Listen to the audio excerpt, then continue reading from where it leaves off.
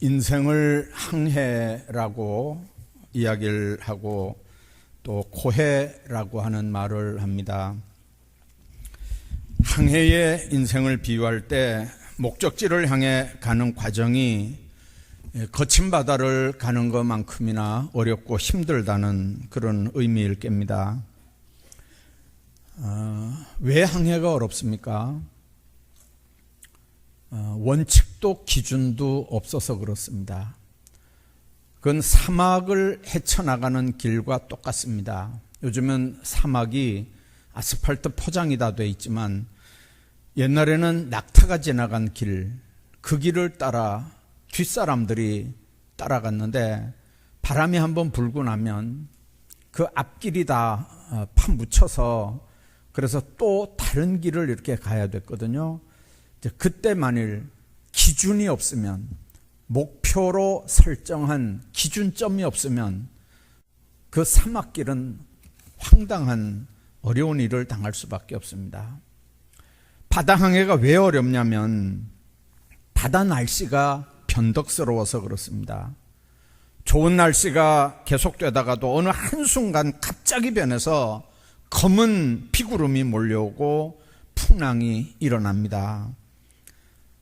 그걸 어부들이 다 사전에 대비하지 않거든요. 그래서 어려운 일을 당하는 겁니다.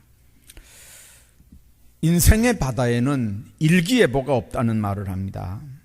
바다가 변화무쌍한 것처럼 우리 인생도 늘 순풍에 돛을 달고 가는 것처럼 순조롭고 평화로운 항해만 계속되진 않습니다. 때로는 우리가 예측하지도 못한 광풍이 몰아닥칩니다. 그래서 우리 삶에 눈물이 있고 또 근심, 걱정, 두려움이 있고 또 한숨과 절망이 있습니다. 누가 행복하게 살고 싶지 않겠습니까? 오늘 우리가 잘 아는 본문의 말씀 요셉의 삶도 초반기에는 고난이 끝이지 않았던 삶입니다. 태어나면서 어머니가 죽었습니다.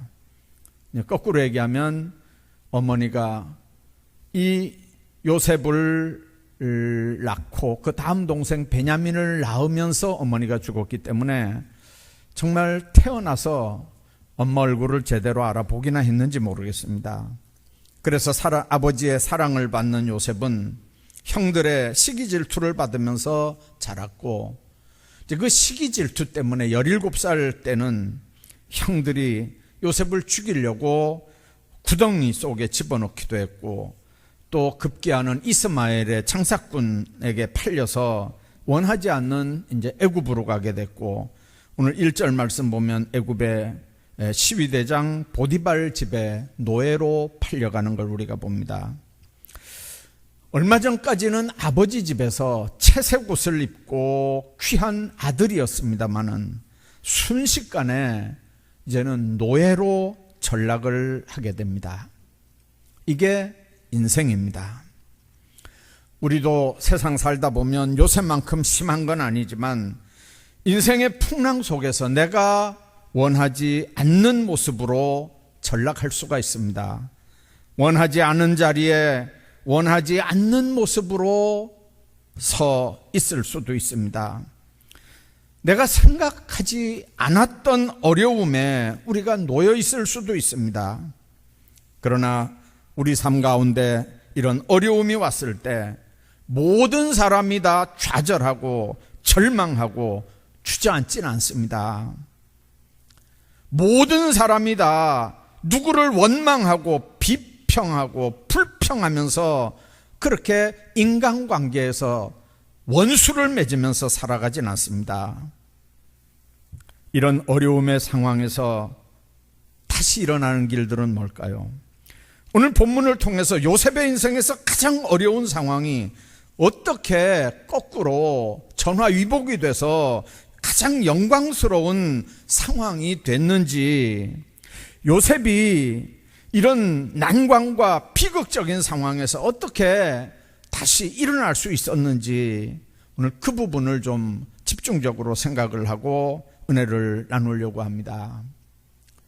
사람이 아무리 어려운 자리에 떨어지고 힘든 상황에 부딪혀 있어도 우리 삶이 흔들리지 않는 가장 첫 번째 비결은 하나님과의 관계가 계속 지속이 되고 그 교제가 지속이 되면 우리 인생은 흔들리지 않습니다.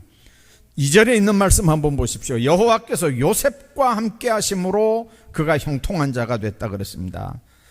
요셉이 아무리 큰 어려움이 있었어도 하나님과의 관계가 끊어지지 않았습니다. 왜 그러냐면 하나님이 요셉과 함께 하셨기 때문에 그렇습니다. 성도들의 삶 가운데 마귀가 목표로 하는 삶이 있습니다. 어떻게 하면 하나님과 하나님의 자녀들의 관계를 끊어버리느냐, 그래서 더 이상 교통하고 교제하지 못하게 하느냐, 그게 마귀의 전적인 목표입니다. 그래서 어떤 사람에게 마귀는 하나님과의 교제를 끊기 위해서 여러 모양의 시험을 줍니다. 그 시험 때문에 우리는 기도 안 합니다. 낙심합니다. 일 잘하던 사람이 봉사도 안 합니다. 하나님 앞에 예배 드리는 일을 가볍게 생각합니다. 교회가 자꾸 멀어지고 그때부터는 마귀의 시험이 끊어지질 않습니다. 왜냐하면 마귀는 우는 사자처럼 두루 다니면서 삼킬 자를 찾기 때문입니다. 그런 식으로 하나님과의 교제를 끊어버리는 게 그게 마귀의 목표입니다. 여러분들, 우리 삶에 어떤 어려움과 고난이 온다 할지라도 하나님과 우리 사이에 이 교통망, 통신망, 교제망, 이것만 끊어지지 않으면, 그래서 하나님이 우리와 함께 하는 걸 우리가 깨닫게만 된다면 어떤 상황에서도 우리는 이기게 되는 줄로 믿습니다. 아무리 고난당하고 시험당하고 어려움을 당한다 할지라도 그 관계, 그 비밀만 알면 기도줄을 놓지 않습니다. 하나님 앞에 엎드리게 되어 있습니다. 하나님하고 교제가 계속되게 되어 있습니다. 그러면 우리는 때를 따라 돕는 은혜가 우리에게 임하는 줄로 믿습니다. 요즘에는 그쪽이 폐광이 돼서 강원도에서도 정말 이렇게 이제 이렇게 옛날처럼 그렇게 유명하지 않지만, 제가 어렸을 때만 해도 이 태백 쪽은요, 이 탄광과 이제 거기에 따르는 문화가 괜찮아서 이 강원도 안에서는 그래도 꽤 괜찮은 향락 도시였습니다. 여러분들 혹시 기억하십니까? 그때 종종 탄광이 무너져서 매몰됐다는 그런 뉴스들 들은 적 있죠.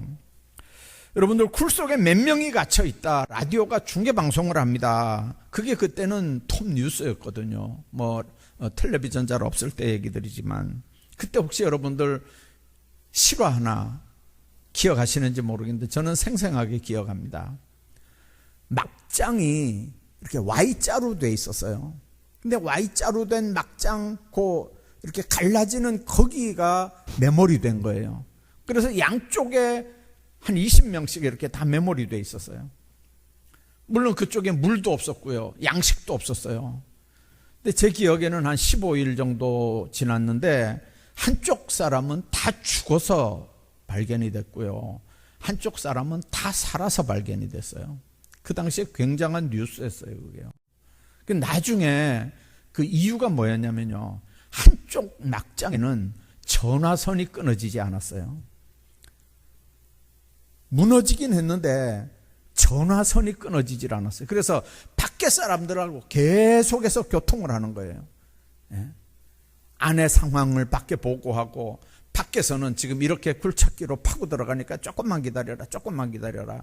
근데 이쪽에는요, 이게 교통이 딱 끊어지니까 이게 무슨 그냥 그 깜깜한데 누가 도와주러 오는지, 무슨 먹을 양식이 있는 것도 아니고 아무것도 아니고 그냥 다 나중에는 죽은 시신들로 발견이 됐고요. 여러분들, 하나님과의 관계, 우리 인간의 관계 다 똑같거든요. 정말 서로 격려하고 용기를 주면서 버틸 수 있는 힘이 뭘까요? 주님과 교통하는 사람들은요, 나도 힘을 얻지만 그 힘으로 누군가 격려도 하고 누구에게 힘을 불어넣을 수도 있어요.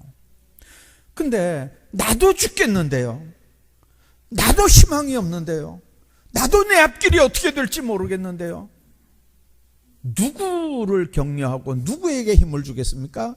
이론은 그렇게 해야 되는 거 알지만, 그러나 여러분들, 실제는 그렇습니다. 우리도 마찬가지죠. 탄광 속에 매몰된 것 같이 뚫고 나갈, 헤치고 나갈 구멍이 없는 것 같은 정말 암담하고 처참한 상황에 놓여 있을 때가 있잖아요. 그런데 그 가운데 일어서는 사람들이 있고요, 그 사람들에게 공통점이 있습니다. 아까 얘기한 것처럼 하나님과의 교통망이 끊어지지 않은 사람들이에요. 하나님과 통신이 안 끊어진 사람들이라고요. 하나님이 지금 자기를 향한 놀라운 계획이 있다는 걸 계속해서 듣는 사람들이에요. 항상 기도하는 사람들, 그래서 하나님이 함께 한다고 하는 확신을 가진 사람들은요, 아무리 어려운 상황에서도요, 좌절하고 그 삶을 포기하지 않아요. 낙심하고 절망하지 않아요. 그 어려움들을 이겨내는 줄로 믿습니다. 요셉이 그 어려운 자리에서 자기 삶을 포기하지 않고 아무렇게나 막 살지 않았던 삶의 비결이 바로 여기 있습니다. 노예로 전락했습니다. 그러나 하나님이 요셉과 함께 했습니다. 하나님과의 교제가 끊어지지 않은 거죠. 결국 끈은 일어서잖아요. 그러므로 우리가 이 땅에서 승리하는 방법, 고난이 오면 올수록 하나님과 우리 교제의 선을 더 굳게 만들어야 돼요. 믿음의 사람들에게 고난이 임하면 주저앉고 좌절하고 낙심하고 누군가 원망하고 그 사람과 갈등의 골을 깊게 할 게 아니고, 그 고난 앞에서 더 하나님 앞에 기도하고 더 하나님 앞에 찬양하고 더 하나님 앞에 부르짖는 거예요. 하나님과의 관계가 회복되면 하나님께서 그 어려움들을 이겨나갈 수 있는 힘을 주시고 능력을 주시는 줄로 믿습니다. 산이 높으면 골짜기가 깊습니다. 유리알 같은 호수, 끝도 없는 평지 같은 인생살이는 없어요.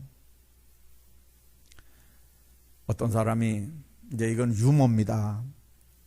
어떤 사람이 높은 아파트에서 자살을 했대요. 뛰어내려서 자살을 하는데, 뛰어내리면서 이렇게 보니까요, 이제 높은 아파트 고층인데 뛰어내리면서 이렇게 보니까 세상에 그 밑에 층에 뛰어내리면서 이제 이렇게 보는 거예요. 안에 이렇게 뛰어내리면서 보는데, 세상에 그 행복한 부부가 그냥 그렇게 싸우더라는 거죠. 막 두들겨 패고 막 죽겠다 그러고 막 그렇게 싸우는 게 이제 보이는 거예요. 또 조금 더 내려가니까 세상에 그렇게 부부애가 대단한 사람 같은 사람이 바람 피우는 게 창문 안에 이렇게 들여다 보이는 거예요. 또 이렇게 보니까 저 밑에 보니까 그냥 그 부모를 그냥 막 그렇게 구박을 하고 못 살게 하는 그런 자녀들이 또 보이는 거예요. 또 보니까 경제적인 문제 때문에 너무 힘들어하고 이거 죽어야 되냐 살아야 되냐 막 이렇게 하는 집도 그 밑에 이렇게 보이는 거예요.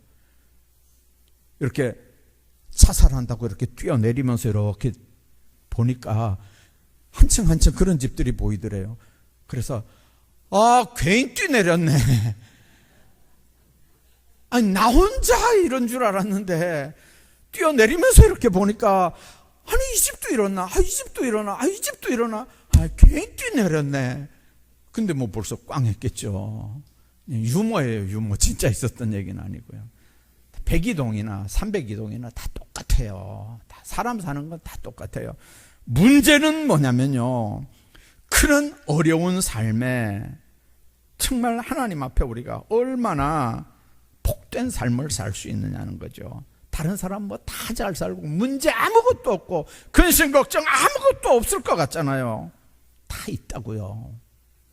하나님은 우리를 복주시기를 원하고, 사탄은 우리를 망하게 하고 넘어뜨리게 하려고 하고, 그래서 여러분들, 그래서 삶이 힘든 거예요. 그래서 좌절하고, 여러분들 그렇다고 스스로 무슨 자포자기를 합니까? 원망하고 불평하고 남에게 책임을 전가합니까? 그런 삶은 본인에게는 아무런 유익도 없고요, 스스로 자기 무덤을 파는 삶이에요. 점점 자기만도 고립되고요, 요셉처럼 비극 가운데서도 하나님과의 교제를 통해서 다시 일어날 수 있기를 바랍니다. 요셉이 내가 여기서 나가기만 해봐라, 우리 형들은 다 죽었어, 그러면서 이를 뻐다닥 깔았으면 요셉의 인생이 어떻게 됐을까요? 살아나가기만 해봐라, 나를 판 요셉 형들 이건 가만히 안 놔둘 거야, 이랬으면 요셉 인생은 어떻게 됐을까요? 여러분들, 하나님과의 교제의 폭을 넓히고 교제의 강도를 더 깊게 하는 기도의 사람들이 되기를 주의 이름으로 축복합니다. 어떤 상황에서도 흔들리지 않으려면요, 두 번째는 자기에게 맡겨진 일 중단하지 말고 계속 충성해야 됩니다. 4절, 5절, 6절을 여러분들이 한번 잘 보시기 바랍니다. 5절을 특히 한번 보세요. 5절 같이 한번 읽어봅시다. 5절 시작. 그가 요셉에게 자기의 집과 그의 모든 소유물을 주관하게 한 때부터, 자, 그가가 누굽니까? 그가가 이 시위대장, 친위대장이죠. 보디발이겠죠. 자, 그 보디발이 요셉에게 자기 집과 그 모든 소유물을 주관하게 한 때부터 여호와께서 누구를 위하여? 요셉을 위하여 그 애굽 사람 보디발의 집에 뭘 줬다고요? 복을 내리셨다고요. 그래서 여러분들, 혹시 이렇게 직원들 두고 일하시는 분들 잘 들으십시오. 물론 나 때문에도 하나님이 나한테 복을 주지만 내가 쓰는 사람 때문에도 내가 복을 받을 수 있다는 걸 명심하십시오. 반대일 수도 있습니다. 하나님은 요셉 때문에 보디발 집에 복을 주는 거예요. 이게 예수 믿는 사람들의 특권입니다. 나 때문에 내가 속해 있는 직장, 나 때문에 내가 속해 있는 회사, 나 때문에 내가 속해 있는 가정이 복된 가정이 되기를 주의 이름으로 축복합니다. 요셉은 그 비밀을 잊어버리지 않았어요. 난 하나님의 자녀다. 비록 노예지만, 지금은 노예가 됐지만, 그러나 충실하게 노예의 일, 자기에게 맡겨진 일 최선을 다해서 충성한 거예요. 여러분들, 시험이 우리에게 주는 최고의 해악이 뭡니까? 나를 마비시키는 거예요. 근데 그거 실마리를 푸는 일이 뭡니까? 맡은 일에 충성하는 겁니다. 그런 면에서 요셉은요, 하나님과 동행했기 때문에 가능했지만 그런 점에서 요셉은 강했어요. 일하는 사람은 죽지 않습니다. 마귀는 우리로 하여금 어려운 일들을 줘서 심령을 죽게 만들어요. 마비시킵니다. 그래서 행동이 마비되게 하고 생각이 마비되게 합니다. 판단력이 마비되게 합니다. 그래서 고립되게 만드는 거예요. 하나님과 관계도 고립, 기도하는 사람들과의 관계도 고립시켜서 고사시키는 거예요. 말라 죽게 하는 거예요. 하나님으로부터 오는 축복의 길을 차단시키는 거예요. 그렇기 때문에 시험이 오면 올수록 우리가 해야 되는 일은 나에게 맡겨진 작은 일부터 최선을 다해서 여러분들 충성하셔야 돼요. 작은 일에 충성해야 하나님이 큰 일도 맡기지. 작은 일 하찮게 여기는데 어느 주인이 큰 일 맡기겠냐고요. 지금 고민거리가 있고 시험 가운데 있습니까? 여러분들, 우리 청년들 가운데 그런 사람 있다면요, 가셔서 책상 서랍부터 정리하세요. 책상부터 정리해야 돼요. 여러분들, 여전도 회원들 중에 그런 문제가 있으면요, 가서 설거지부터 하시고요, 방 청소부터 하셔요. 여러분들 무슨 큰 일만 뭔 줄 알죠? 아니에요. 작은 일부터 해야 순서가 풀려나가요. 문제는 거기서부터 생기는 거거든요.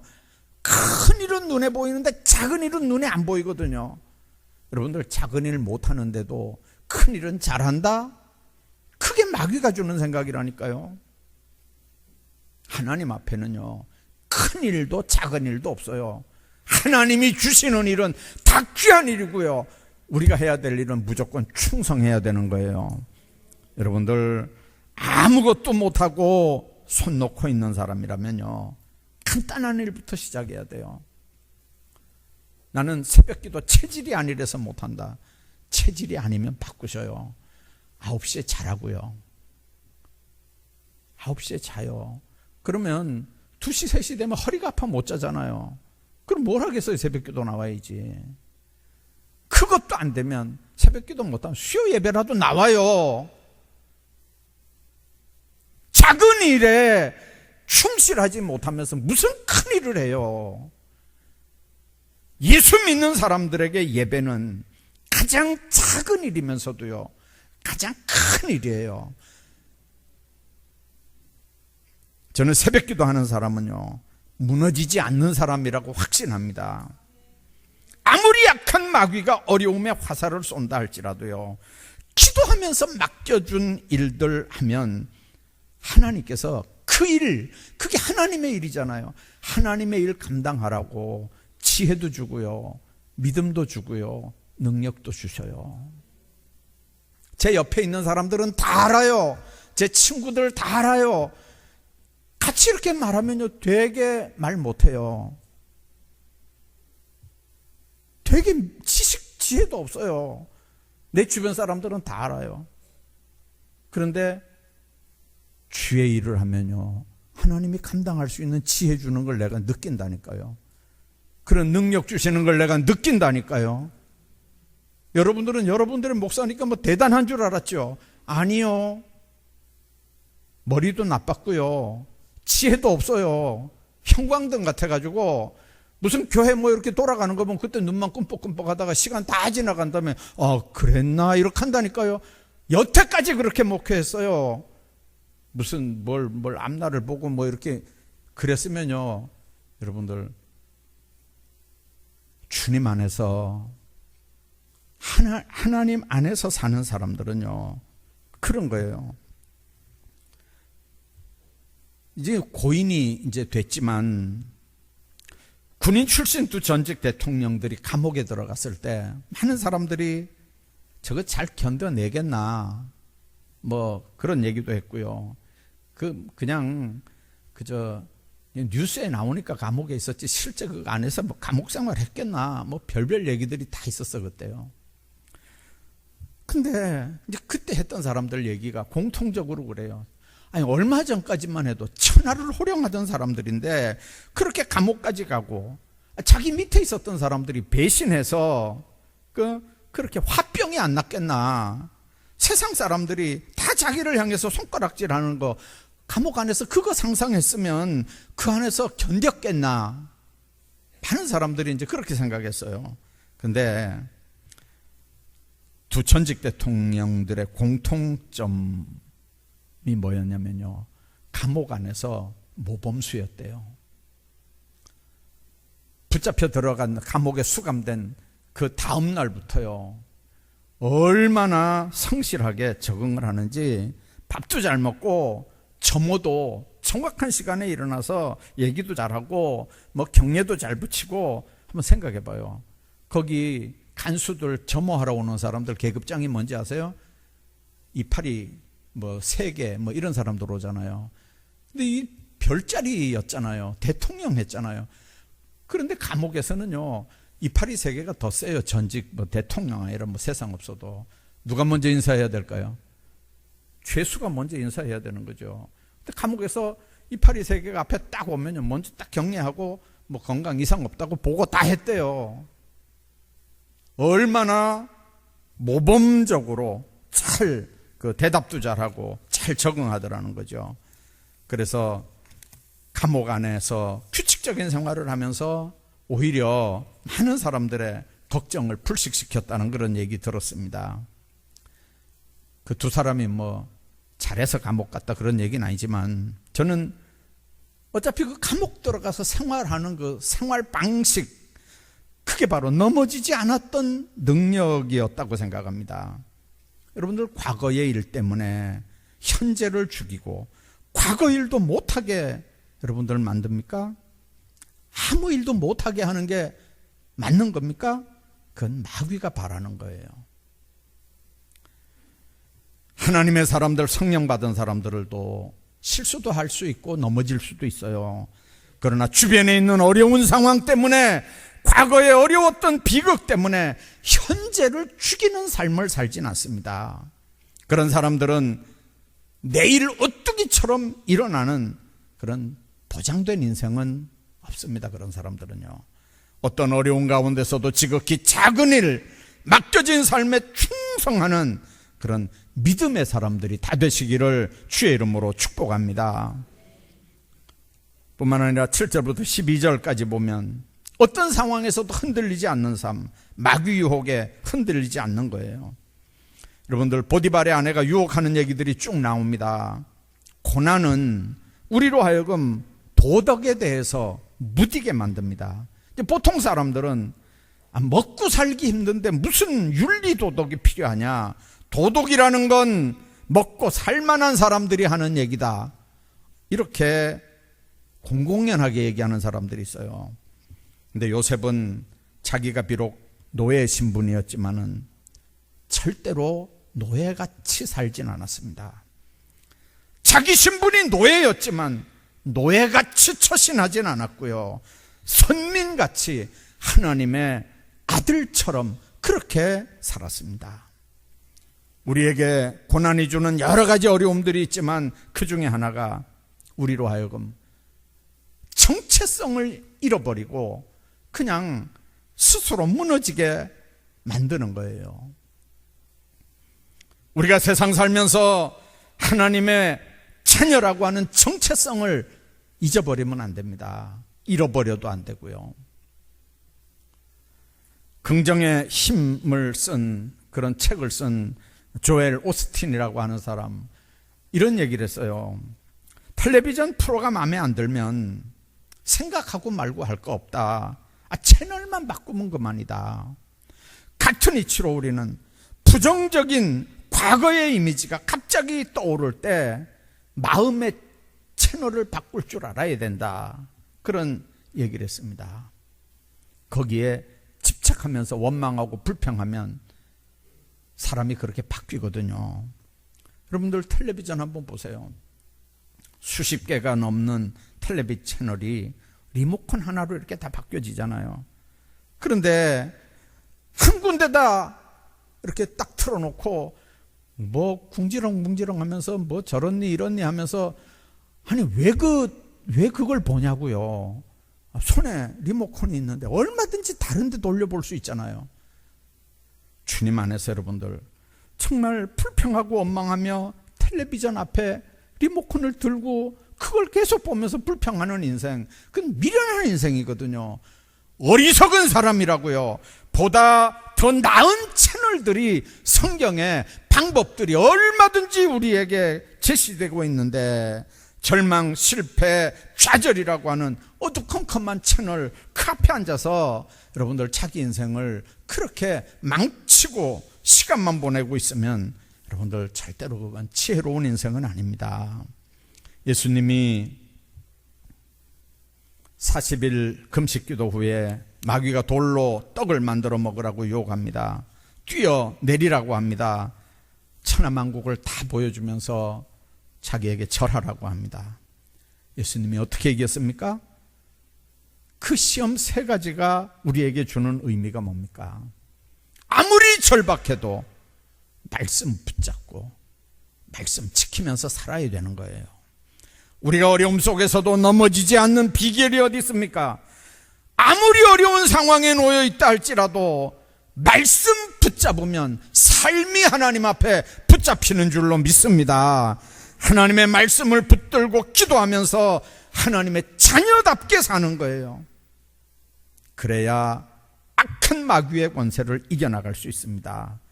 오히려 그 시험 때문에 우리가 더 성장할 수 있고 근본적으로 우리가 더 하나님 앞에 나아가는, 다시 일어서는 디딤돌이 될 수 있는 겁니다. 옛말에 산은 구름을 탓하지 않는데요, 환경 탓하지 말고요, 내 주변 사람 누구 탓하지 말고요, 하나님 안에서 여러분들 아름답게 신앙생활들 해야 됩니다. 신앙생활해도 인생 살다가 원하지 않는 어려움 당할 수 있다 그랬습니다. 그때 주님과 교통하는 기도의 줄을 놓지 마십시오. 주님께서 우리와 함께하고 주님께서 우리 기도 들어주신다고 하는 확신이 있고 그런 교통이 있고 그런 교제가 있는 백성들은 절대로 망하지 않습니다. 어떤 어려움에서도 흔들리지 않는 형통한 인생 사는 거예요. 어떤 구렁텅이 어떤 환경에 내몰리고 있어도 나에게 맡겨진 일, 그게 하찮은 일이고 비록 작은 일이라도 하나님 앞에 잘 감당하시기 바랍니다. 충성하시기 바랍니다. 그래야 이겨나갈 수 있고 그래야 어려움을 극복해 나갈 수 있습니다.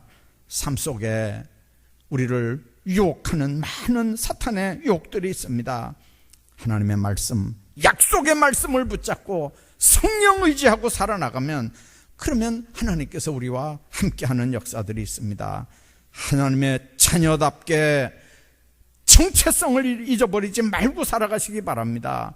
아무리 어려워도 예수 안에서 형통한 인생들로 살아가시기를 주의 이름으로 축복합니다.